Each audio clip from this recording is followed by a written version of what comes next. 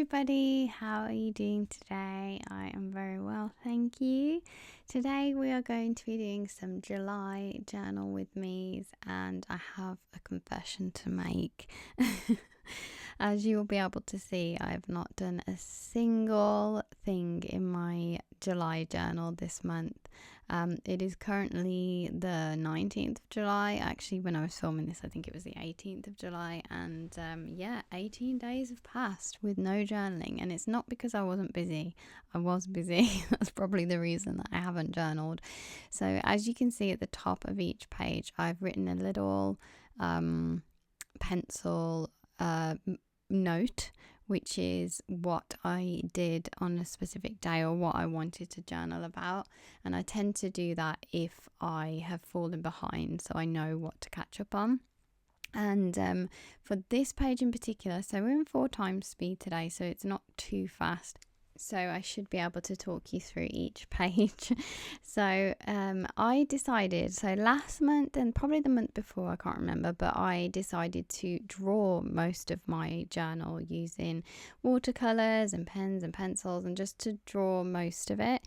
But for this month, because I've already fallen so far behind, I have decided to mostly do photographs. So as you can see to the right of the corner of the screen, there are lots of photographs. So this first page is a little bit shameless because I have returned to modelling after not doing modelling for some time, and I had a portfolio refresh, which is basically when you go and have lots of different photos done, like different styles of photos. So we've got like sportswear and glasses and lifestyle and fashion and beauty, and you just go in and do like a refresh of your portfolio, and that's just to keep your look updated, so people know that these are recent photographs, and if they book you, this is what you're going to look like. Obviously you age over time, you change, your hair changes, your weight might change too. So these things, like, you have to take into consideration when you're modeling,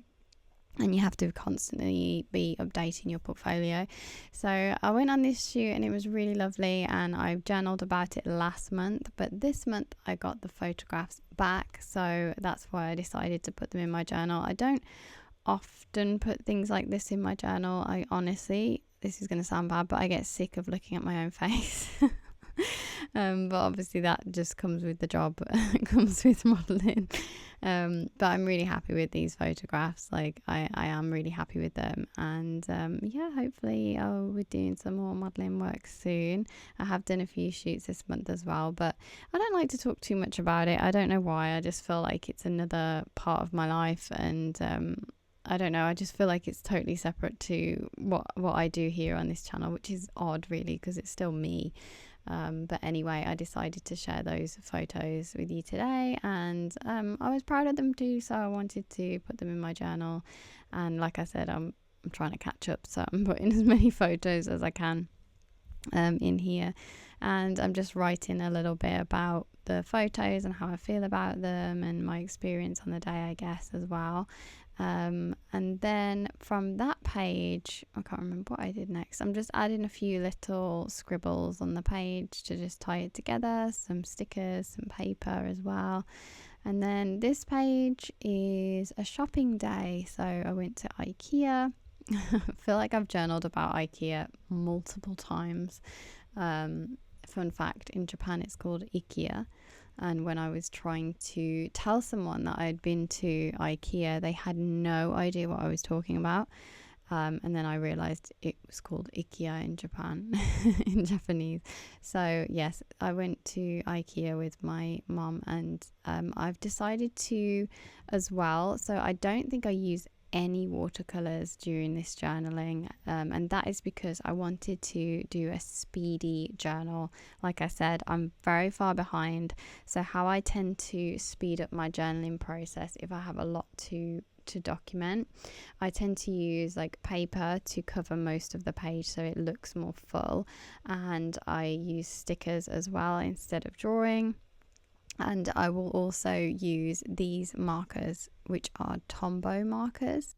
And these markers give such a good effect. They're so quick to use, and they just look really effective. They almost look like watercolor, and you can actually use water as well to activate them a little bit if you want to. But I decided to, like I said, use them for this purpose, to make it quicker because I had a lot to catch up on. So, and they're perfect for the colors of IKEA as well. I actually chose these markers, like the colors, and I didn't go for traditional colors really. I went for ones that were a little bit different, but this blue and yellow are very traditional blue and yellow. So I'm just drawing what we ate. Like, we had a little ice cream after our trip, and I took one photo in IKEA, so that is what that little picture is. And it was because I had forgotten something that we'd taken a picture of. I'd forgotten I actually hadn't taken a picture of it, because if you walk around IKEA, like, the first section is like where all the things are that you might like, and then you write them down or you take a picture, and then you go down to the warehouse at the bottom and collect the items. Well, the one thing I forgot to take a picture of, so I had to walk round and find it, and oh my goodness, I didn't realize how big IKEA is. Like, when you're walking around the first time, everything's new, but the second time I walked around, and you have to go one way as well, so I was like so tired, and when I finally found the thing, I took a picture of it, and my face as well in the mirror, which was a little bit exhausted, can you say? I was a little bit tired, but it was a really nice day, and I've decided to actually keep this page quite simple. So I tend to go a little bit wild when I'm journaling. I'll stick so many stickers and so many different things, and make the page really, really full. But for me, this page is very simple. I think I did a little bit of writing as well, but mainly the only drawing I did was those ice creams, as you can see. And then I also stuck some little stickers in there. These pads that I've got, these sticker pads, they've been so good. Like, I bought them from Hobbycraft, I think. Actually, my mum bought them for me and brought them home one day, and I love them. They're so good. I really wish I could make something like that, just like loads of stickers in one sticker pad, because they're just so useful. And I always find what I'm looking for, because there's so many different themes inside the notepad as well. So yeah, I did a little bit of writing. I explained what I just explained to you, basically. And I used a black fine liner to do that. So this page, yeah, it only has a fine liner and 3 Tombow colours as well. But yeah, I like it. I like that it's quite simple. It's probably not my favourite page, but I really like the colours and yeah, the simplicity of it as well. So what am I doing next? Oh, the greenhouse. So I wanted to make this page, obviously it's a greenhouse I'm talking about, but my tomatoes have not gone green yet. They're still they've not gone red yet. They are still green. So I wanted to make this page green because my tomatoes are still green. And that was the theme that I was going with. But basically this month I've been using my camera a lot more, like my digital camera. So I have a Fujifilm X-T2 camera, and I've had it for about 5 years. I actually studied photography at college as well as like production art design, so I know a little bit about photography. It was mainly film photography that I did before it was cool. It was just hard at the time. It wasn't that cool, but I loved it. It was really fun. So and I had a lot of camera equipment before I went to Japan. Like I had a big Canon camera and lenses. I had a lovely like Sigma art lens, and I sold all of it to get a more compact camera, a mirrorless camera. So I bought a Fuji X-T2, like I said, and I love it. I absolutely love it. And recently there is a camera, I think it's 100X Fuji, I don't know what it's called, something, but it's a street like a mirrorless camera, which is used mainly for street photography, and it's become very popular at the moment. And I was looking at it and I was thinking, oh, I really like the way it looks. I really love the look that it gives. It has like a film look to it.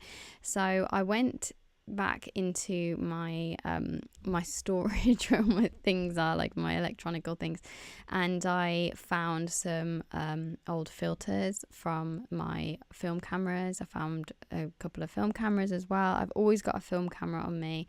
I have like two rolls in the process, and I have 2 rolls that need to be processed, so I'm always taking film pictures. But I really wanted to emulate the look of film on my digital camera, so I've been playing with that a lot this month, and I found recipes on my camera that I can put in which make it look like film. So I've done that, basically, long story short. So I used my husband as a test subject. He reluctantly said fine. But when he was in the greenhouse, I just thought he looked so cool, like his purple, this plum purple shirt against the green of the greenhouse. I just thought he looked so picturesque, and obviously he's very handsome, so he's very easy to photograph. But he doesn't particularly like having his photo taken. So I was like, please, I want to test out my new filters. So I've actually been taking a lot of photographs this month, and I've given them this like film look to them, like straight out of the camera. And it does pay me a little bit because you have to turn the ISO up quite a bit. If you know anything about photography, then you know that the higher the ISO, the less sharp the image is. Yeah, the more like fuzzy it is, so it adds that grainy effect to it, which obviously a lot of film cameras have.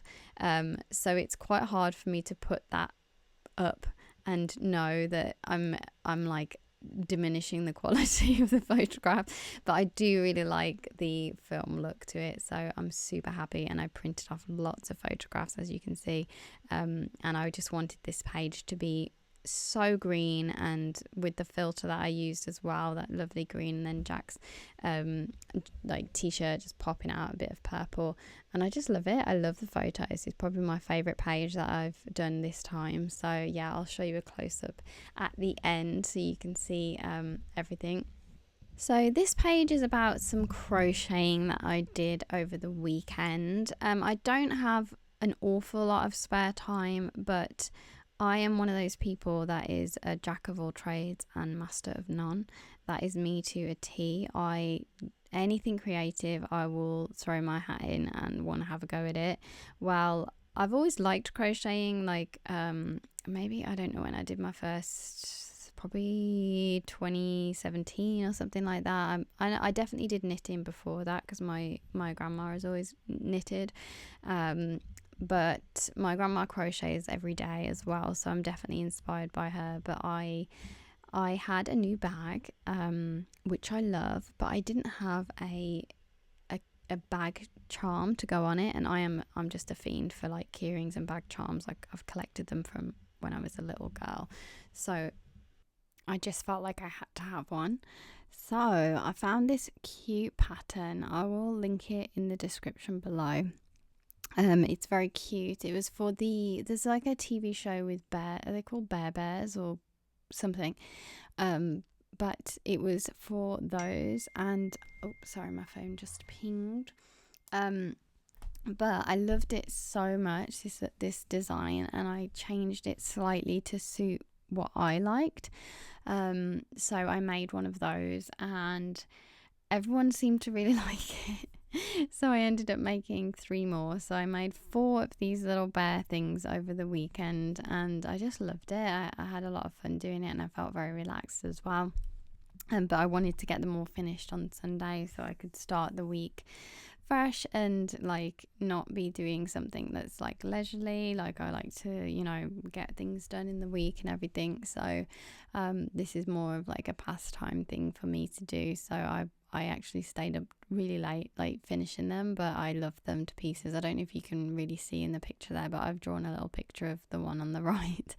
And I decided to give each one a little fruit as well. There's actually one missing from that photograph. I also did a polar bear. So they all have different fruits. Mine has an orange, and there's a lemon and a pear and a plum. And it was really nice to make them as well. So for this page, I just basically just wanted a picture of those and to write a little bit about what I did and how I did them and that kind of thing. And I've used again this sepia fine liner by Faber-Castell, and I love this pen. I tend to pick it up a lot now. I just like the softness of it, and also when I use it for outlining, I tend not to colour in the picture either, and I quite like that. I really like the way it looks. So I'm happy with this page. It's got like a very soft look to it, and I did all the bears like beige and neutral colours as well, so this page just really ties into that really nicely. So yeah, that's all the pages I did today. I'm going to show you a quick close-up of them, and also I was recording and I ran out of battery, so I did actually continue journaling without knowing, so I'm going to show you those pages as well. So these are the ones that I've done that you've already seen, obviously. Lovely pages there. So definitely have some faves, especially this one in the greenhouse. And I think the next page, yeah, this one I haven't finished it yet, but I did make a start on it. And there were just some photos of me and my husband over the weekend. And then I have this one. I'm a Kindle girl now because I have a Kindle now. And then these are the photographs that I was telling you about, that I used a filter recipe on my camera to get these really lovely film photos, film style photos. And then I have the crochet bears as well. So yeah, hope you enjoyed it. Have a great week, everybody. Bye.